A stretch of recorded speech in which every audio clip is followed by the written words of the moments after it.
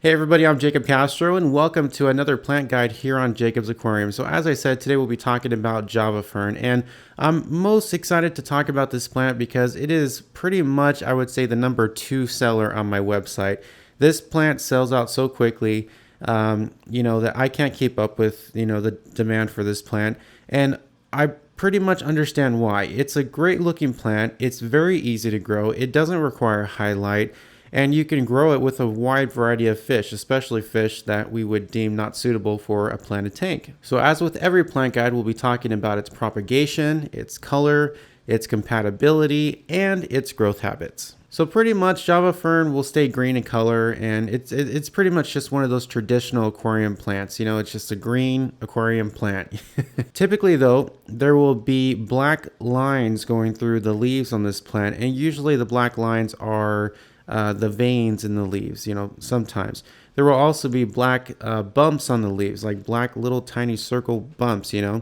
And I wanted to focus on that in particular because a lot of people that buy Java Fern from me always tell me, "Oh my gosh, it's the Java Fern is black. There's bumps over it. It's dead. I want my money back. It's ridiculous." Relax. It's not dead. Java Fern develops those black bumps because that is how it grows new little tiny baby Java Ferns. And we'll talk about that when we get into the propagation of this plant. But as I said, the plant will normally be green in color, light to dark green. I would say in high light, you'll probably have a darker green plant, which is typical with most aquarium plants. If you put a red plant under high light, it'll develop a really dark, deep red coloration. Under low light, it will probably stay pinkish, So it's typical with most aquarium plants. This plant will be light or dark green in color, depending on what light you're growing it under. So as far as color, it's just one of those classic green aquarium plants, but it does have some black bumps on it, and it will occasionally have some black lines going through its leaves as well. And now we move on to compatibility. So as I mentioned in the beginning of the video, this plant is very compatible with a lot of fish that we would say, you can't do that. You can't grow this plant with those fish. Cichlids, tiger oscars, catfish, arowanas, large fish that can really damage sensitive plants.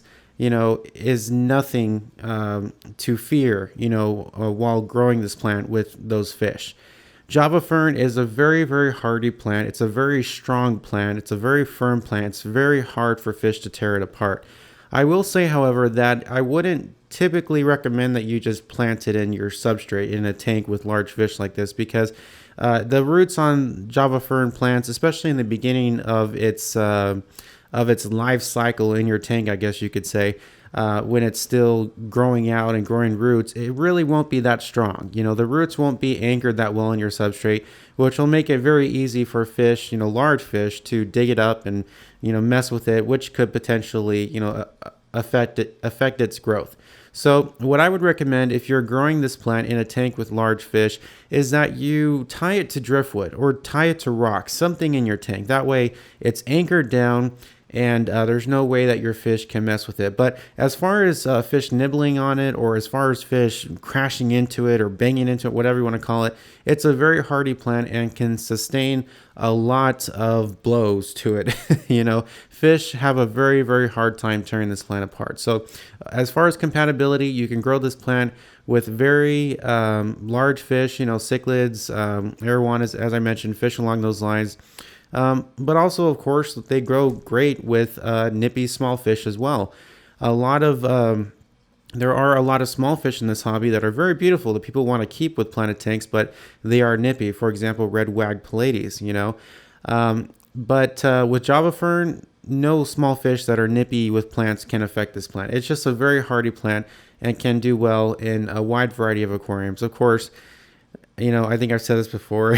It's kind of funny, but don't keep it with a barracuda, because the barracuda has very sharp teeth and can tear it apart. Next, we move on to propagation. So to propagate this plant, similar to Anubias plants, you can either cut the rhizome in half and replant those cut sections, or you can wait for the plant to develop these little tiny baby Java Ferns on its leaves, which is what I was going to get into earlier, but I didn't because we were in a different category. But now we're in propagation, so now we can talk about it.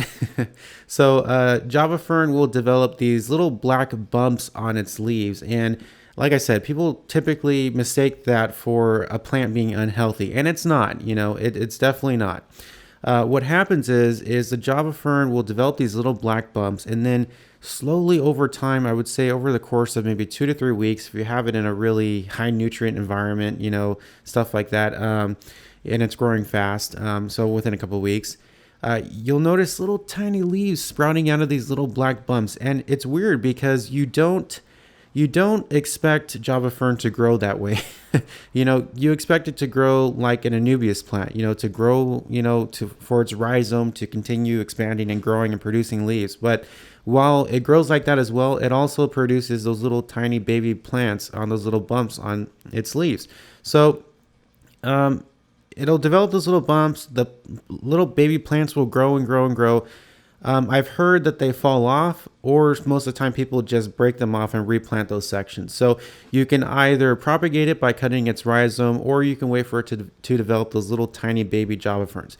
I will say though that if you plant Java fern, or if you're trying to get a dense, bush of Java fern in your tank, let those little babies, Java fern grow out on the leaves. That way, as everything grows out, and every other Java fern produces more little baby plants on its leaves, you'll get a really dense bush of this plant, and it'll look really, really cool. So if that's what you're going for, just leave those little baby plants on there. But of course, if you're wanting to propagate this plant, you can always tear those little babies off and replant them as well. And now we move on to growth habits. So pretty much I covered a lot of different growth habits in the propagation portion of this video.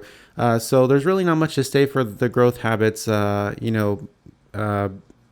category in this video. But I will say that, when Java fern grows pretty, when you let this plant grow out, it does get pretty big. I would say the leaves at the max, once it's like fully grown, I would say they probably get to about maybe 6 to 8 inches tall. So they can get quite big. So a perfect plant for a jungle tank or a large tank, I mean, something where you're trying to do a theme of something just overgrown and, something big, that's gonna, really stand out. Or, I mean, you could even use Java fern as a show plant in your tank, make that the focal point of your planted tank, because it does get quite big. And when it does, though, oh man, it looks really, really nice. If you ever get the chance, guys, check out Takashi Amano's YouTube channel and look at some videos that he's shot of his tanks. Well, not he, but his crew, because he has a crew to shoot his videos, and I don't. I wish I did. But check out his videos, because in his very large tanks that he's used Java fern, you notice that, when they make some update videos and you see how the Java fern has grown in, once it gets really big and it covers an area in a tank, it just looks gorgeous. It's one of those plants that just really ties everything together in a planted tank. So it gets quite big. So that's definitely something to consider when growing this plant in a planted aquarium. And lastly, to end this plant guide, I'll just leave you guys with a few tips on how to grow this plant. So I've grown Java fern for years. It's one of the plants that I first started out with in this hobby. It's a very easy to grow plant, does not require high light. You can grow this in a low light environment. It really doesn't require nutrients as well. And it really doesn't require good substrate as well, because you can grow this plant, on driftwood or on rock, so in other words, not in the substrate. So you can grow this plant in a gravel only substrate tank, or a tank without nutrients. You can simply rely on your fish to provide enough nutrients to this plant. It is just a very, very hardy plant that does well in the absolute worst environments for plants in an aquarium. So if you're on a tight budget, or a beginner, or you just don't have all the fancy CO2 and nutrients, all the other stuff that people use in planted tanks, Java fern will be a great plant. And it won't grow as fast. It won't grow as fast in a low light, low nutrient environment, but it'll still grow and it'll still stay alive in your tank, and I think for those of you that are on a budget, that's just the whole goal, is to buy plants that just stay alive, So Java fern will definitely, help you accomplish a good looking tank on a budget, or in a tank that doesn't have all the other, fancy highlight stuff and CO2. So a very, very easy to grow plant, and a great beginner plant. So I highly recommend it for those of you that are just starting out in this hobby.